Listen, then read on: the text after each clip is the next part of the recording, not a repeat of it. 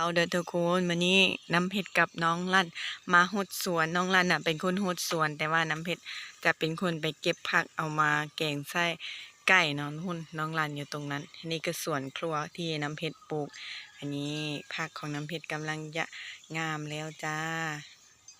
เนี่ยผักกาดชอมยังไม่ได้ปลูกไม่ได้บงเลยผักซีก็ใหญ่แล้วตรงนู้นน่ะผักงามเฮงนะทุกคนตรงนั้นก็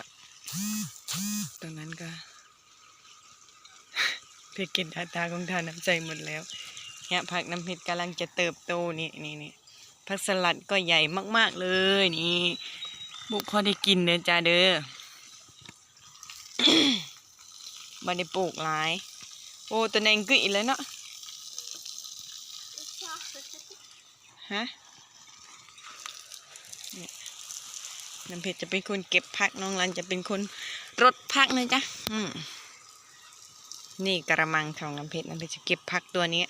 ผักกาดตัวนั้นก็งามแล้วนี่น้องรันเป็นคนหดน้ำเพชรบ่ได้เอาขาตั้งกล้องมาบ่ได้สำนั้นนะ